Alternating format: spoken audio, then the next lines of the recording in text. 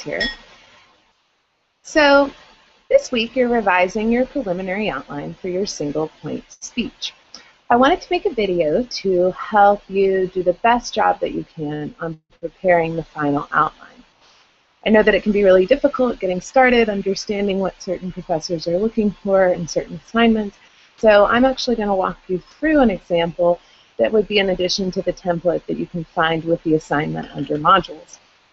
So the most important thing when you're getting ready to write a speech for our class is to think about what are the assignment requirements. So for the single point speech, you are explaining your major to us.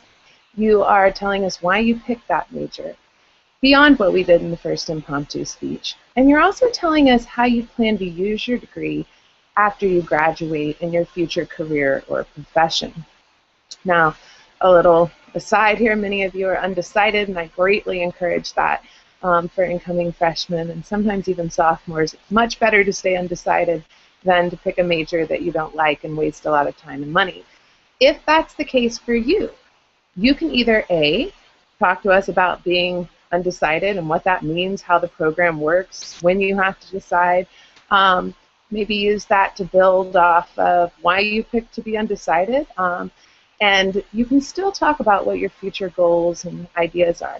The other alternative is that you could use this as a chance to explore the major that you like best. You, in a future speech, in the informative speech, are going to be interviewing a professor or two and a working professional or two to find out more about the field. So this is your chance to explore. It's part of your class assignment. It's going to be something that you're speaking on for a speech for me and your classmates. So use it as a chance to explore that if it applies to you. Now, what I recommend as you're watching this video is that you sign into Google and go to Google Docs and create a new document. You can then use the template that I'm going to upload after this video, the document that we're working in, and you can modify it to your, speech. So I'm going to go to Google Docs now.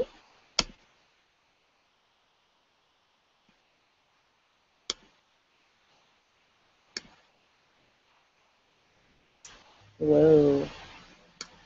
Let's pull up the correct window. Just double check that. So now we're in the browser, and I've gone ahead and opened up a tab that is called Single Point Speech Final Outline. Now, you might recognize this format because I brought in some of the information from my last demonstration video on topic, purpose, and central idea statements. So what you see here in the beginning is that I have my name and information in a header. This is always good to include on any assignments that you complete in college. And you can add that here in Google Docs by hitting Format, by hitting a format, and then you can, totally messed up. I should do you like y'all do and ask to start again. Just I've gone ahead and filled in my name, what class this assignment's for, who it's for, and most importantly for my purposes, what the title is. You'll also see that I use the insert page number function here to put in a page number. So as we get to longer speeches in the future and there are multiple pages, I'll ask you to sometimes print out speeches to review them. This just helps keep you organized. So you'll see here that the topic for this speech, the single point speech, is my journalism major. I put a little note here that we're going to take out because you don't need that on your actual outline. But the goal of this assignment is to explain the program, my motivations for picking this to study, and what my career plans are after graduation. So now that we understand that, I'm going to go ahead and take it out because all you need to submit for the topic is journalism major. We then move to the general purpose statement. And the general purpose statement for our class is always going to be two things. It's either going to be to inform or to persuade. So the only speech that you will be required to have a general purpose to persuade will be the persuasive speech. All the other speeches should be to inform, and it's just those two words. Now with my specific purpose, I've gone back in those assignment requirements of explaining my major, why I picked it, and what I plan to do with it. are all represented here in this specific purpose statement because these are going to shape what my main points are that I develop for my speech. So I've written one complete sentence here. My specific purpose is to share with my classmates how earning a degree in journalism from Santa Fe College will help me fulfill my childhood dream of becoming a war correspondent and educating the public about global conflicts. True story. I then move on to my central idea statement. So as I explained in the last video, the central idea statement is your chance to let us know what the essence of your speech is. It's like a thesis statement in a writing or composition class.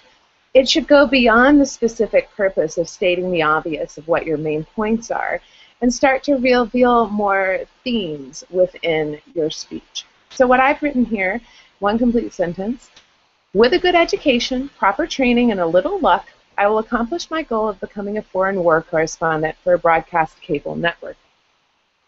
I then have the title of my speech, which is bolded and underlined to set it off in this document. Reporting live, this is Sunny Sky Hughes. Now, it's not typical that you would put your name into the title, but for this type of speech on being an on-air personality, it is. What I'm looking for in a title is something catchy. Imagine if you saw this title on a program for a conference. Would you want to go listen to that person speak? That's often a good test of the title. Now, we're going to move on to the introduction. And you'll notice here that I started us off with Roman numerals 1, 2, 3, 4, and 5. And the first one is introduction.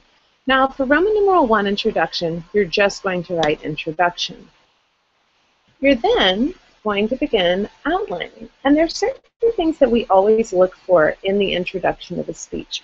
No matter if it's an informative speech or a persuasive speech, if it's an impromptu speech or something that you've rehearsed for weeks and weeks and weeks. The first thing that you want to do is get the audience's attention.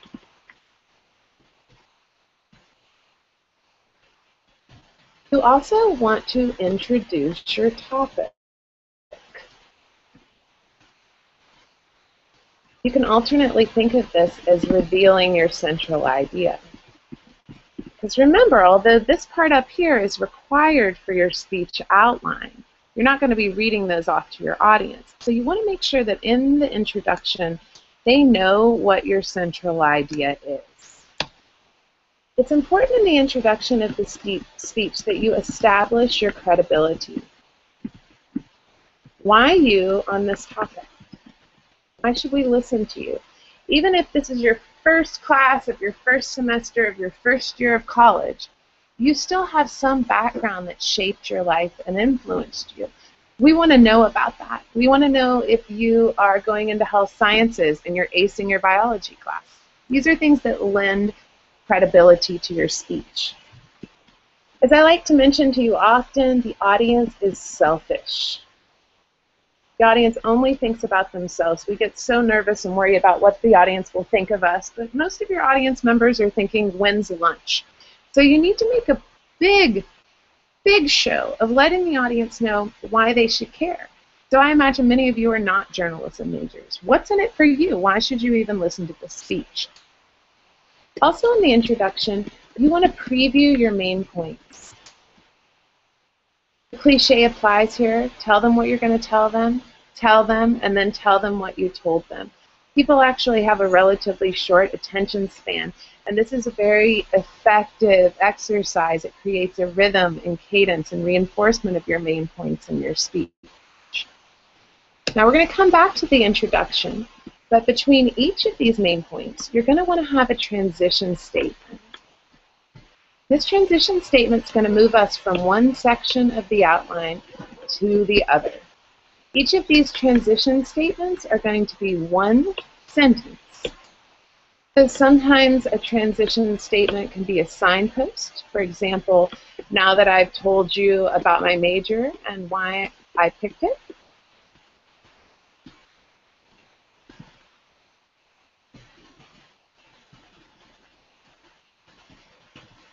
I'm going to tell you what I plan to do with it after I graduate. And the audience knows that you're now moving on to that final main point of your speech that you've previewed here in the introduction. Now, you want to be creative in your use of transitions. Sometimes a transition could be something short.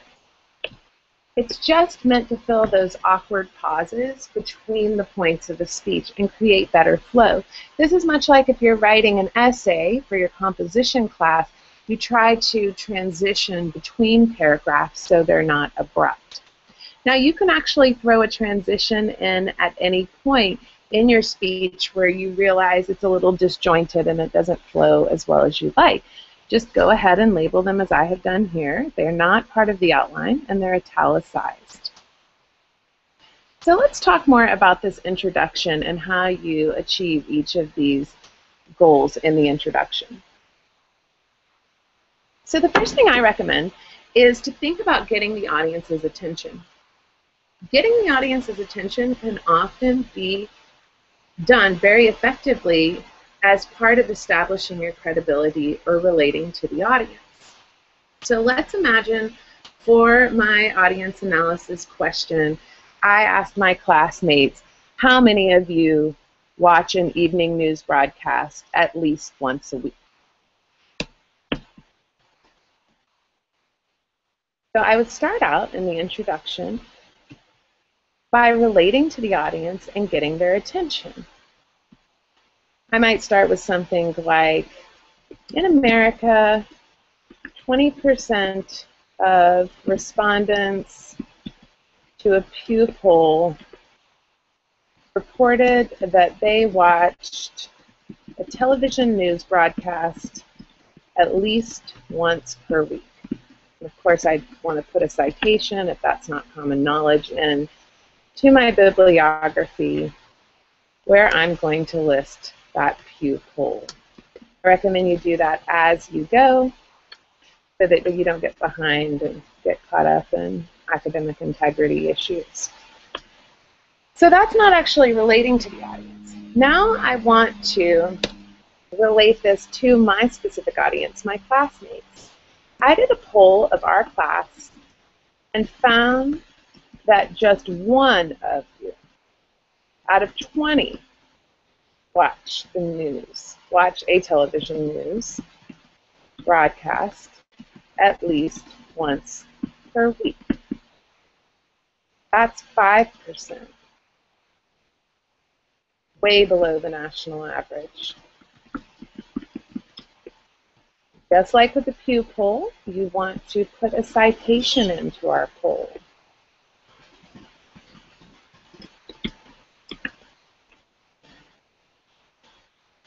You can look up how to do citations for surveys and polls in either of these style guides that I provided you to complete that citation. Now, I think that's a pretty effective way to get the audience's attention. You do want to be careful that you don't throw too many numbers at them because that can be confusing. Other ways you could get the audience's attention, you could tell them about how when you were a child, you always pretended to be a news reporter, or you loved playing with video cameras, or how you're the only college student you know that watches the television news every evening because that's your dream job. Any of these items, the establishing your credibility or relating to the audience, can come first in your introduction, depending on what will be most effective in getting the audience's attention. Later, in a couple of speeches, we'll move on to visual aids, and often you'll find that a visual aid is really effective in getting your audience's attention. So now that I've got the audience's attention, I want to introduce my topic. But before I do that, you'll notice here that I have a 1 without a 2 on the outline, and that's a big no-no for outlining. Anytime you introduce one point, you have to introduce a complementary point to go with it. The idea being that if something's complex enough to break into subpoints, you're going to have more than one. So I'm going to think for a second and imagine, what else could I add there to complement this Pew poll and this idea that a lot of people don't watch the news? For me, I'm trying to get the audience's attention. So I'm going to start here by saying, when I'm done with this speech, I hope that you will be convinced to start watching the news at least once a week, if not every evening. Now, although that's not the main point, the central idea of my speech, it is a catchy way to begin and get the audience's attention because it's a challenge to the audience. Again, remember they have short attention spans, so if you can give them some outcome or goal, something that you're trying to convince them of, even though we're not doing persuasive speaking, it'll help keep their attention focused throughout your speech. So now that we have that done, we can move on to the next point in our outline, which is we want to make sure you introduce your topic and reveal the central idea. So my central idea statement: with a good education, proper training, and a little luck, I will accomplish my goal of becoming a foreign war correspondent for a broadcast cable network. Now, sometimes you can just plug the central idea statement right in there, and we're going to start with that to get it into our outline.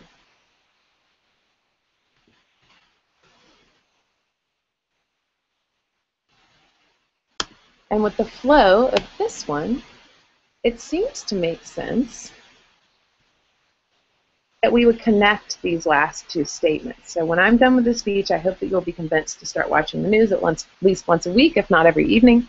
With a good education, proper training, and a little luck, I will accomplish my goal of becoming a foreign war correspondent for a broadcast cable network. You've introduced your topic. Let's build a little bit of credibility into this speech. So why you on this topic? This might be a good time to share anything that you've done that's related to the field. So I might say, in junior high, I wrote for the student newspaper. In high school,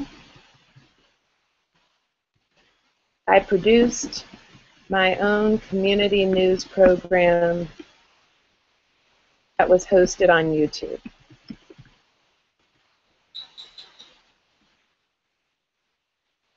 My first week of college, I went and met all of the journalism faculty here at Santa Fe College.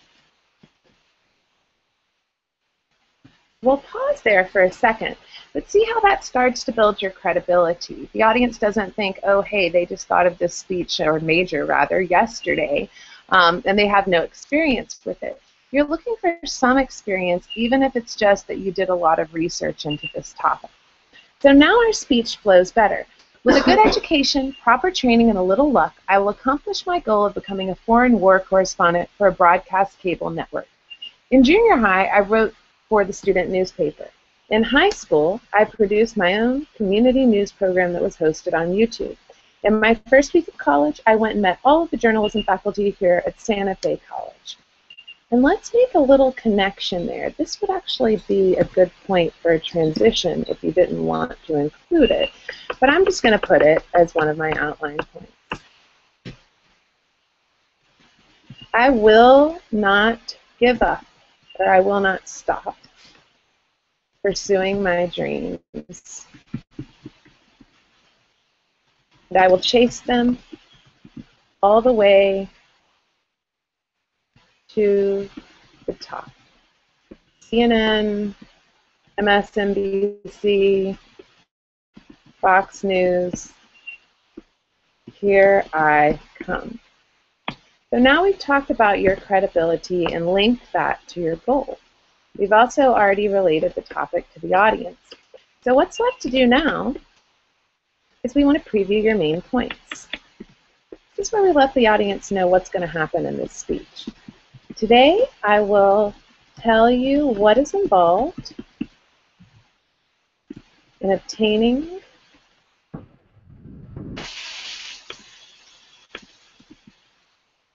a journalism degree. I'll share with you more about my motivations for pursuing this coursework. And I'll tell you what I plan to do with my degree after graduation.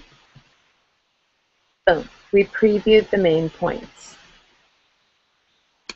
Now we're going to move on to the first main point, which is explaining your major. And remember, we're going to come back and do this in a complete sentence. And main point 2, why you picked your major. And then main point 3 for career plans. So before we go into explaining your major, we need some sort of transition to get us from the previous statement to this description of your major as it exists here at Santa Fe College. So you want a transition statement that honors what you've just presented to the audience in your introduction, but it also warms them up and leaves them wanting to know more about your major. So let's try to draft this, and I'll just do this off the top of my head. So now you know my goal. Plan to be the face you see on the news when anything and everything happens around the world. How am I going to accomplish that, you ask? Proper education. Although that sounds a little stuffy for a classroom speech. You can even do something more individual, being the best journalism student Santa Fe has ever had.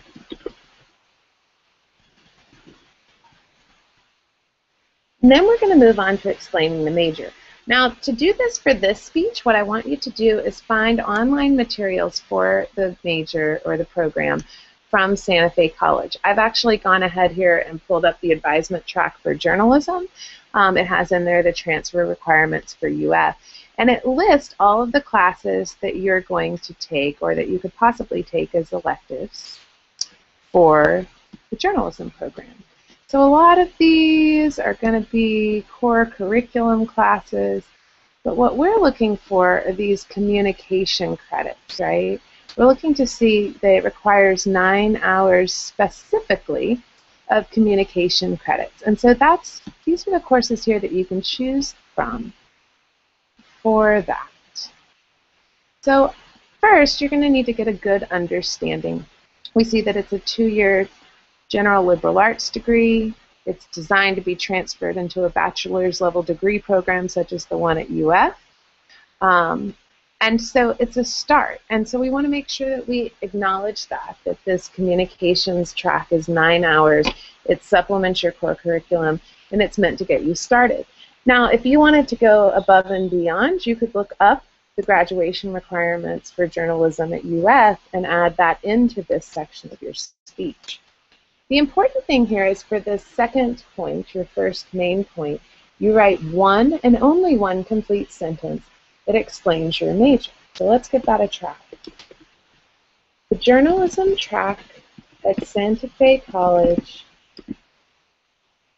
is a 9-hour program designed to help students obtain their AA degree or their associate's degree and transfer to a 4-year university journalism program. And I'm then going to add subpoints that elaborate upon this. So A, journalism track requires 9 hours of specialization. We go back and look if those are specified and what you actually need to take out of those hours. So we see 3. And you could see that you could take movies and narrative, you could take international relations. That sounds like a great class. Always important to journalists, state and local government, technical communication, any of these classes. So you might then expand on what those areas of specialization are. So 9 hours of specialization, and I've already identified the classes that I believe will make me competitive in my planned acceptance to whatever program you're planning to transfer into. I would then take these subpoints to describe these classes, but do it in a really TAO way. So technical communication will teach me how to best communicate with modern wired audiences. Introduction to Shakespeare will teach me how to tell compelling stories to my audience.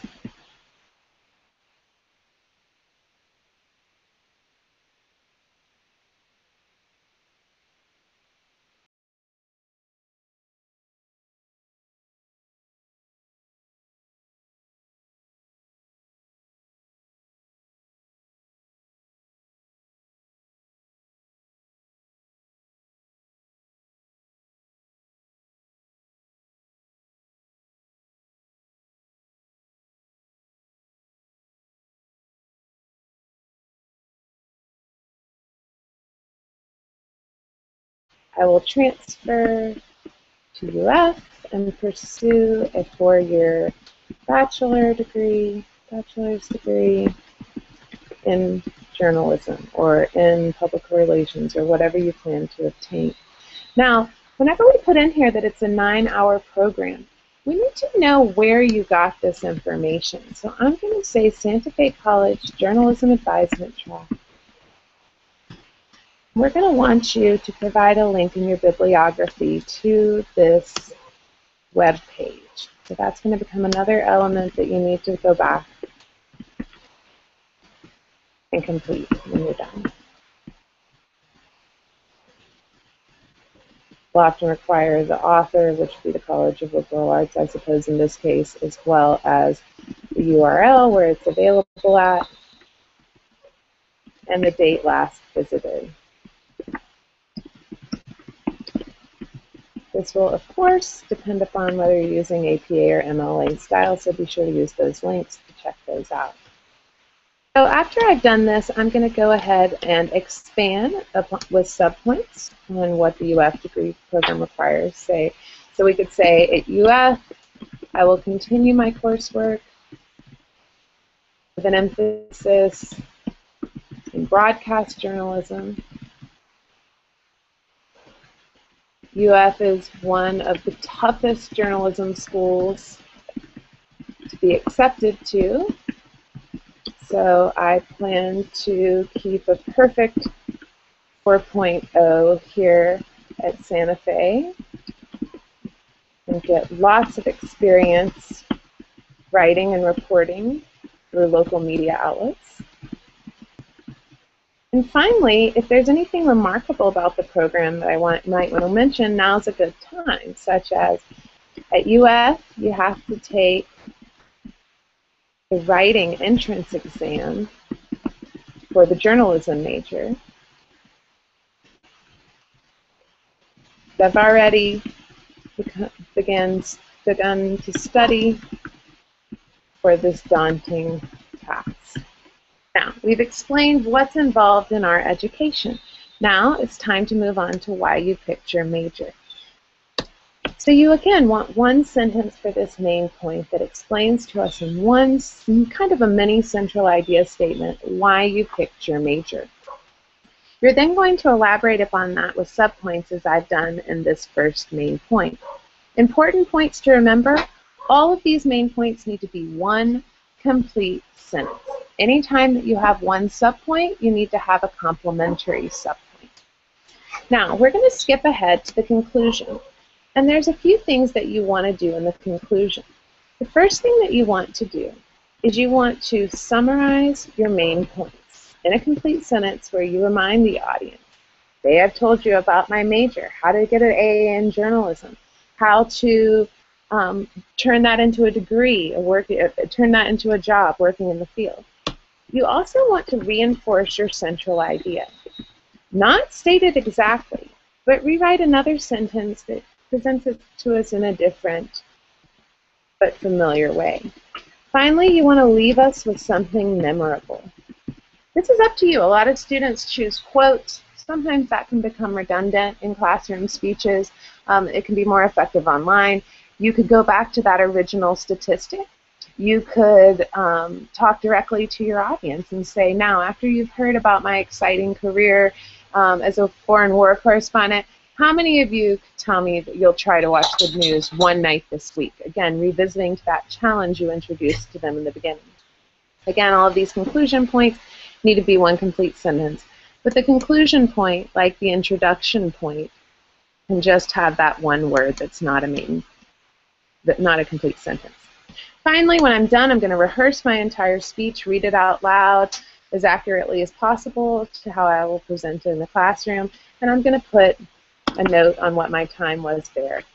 So I'm going to say 2:30, but you should time it. I'm also going to provide a link to my e-portfolio so that in the future we don't have to go through all of the discussion boards and copying and pasting for your classmates and for me to review your e-portfolio. So I'm going to go grab that address for my e-portfolio,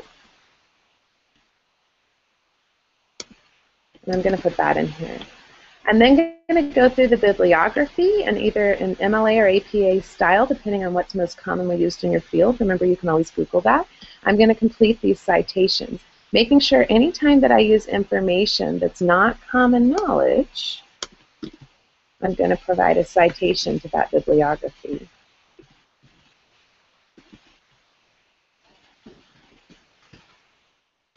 So in our next speech dealing with this topic, which is going to be the informative speech, you're going to take this outline and you're going to remix it. You're going to add interviews with some professors. You're going to add interviews with people working in the field. You're going to add a job ad. So you're going to be taking out some of this and adding new things, but you're going to always be working from this topic. So I hope you've enjoyed this video tutorial. I apologize for any technical difficulties. I will post with this video tutorial in the announcements a PDF of that Google document so that you can review it on your own. And if you have any questions, please let me know.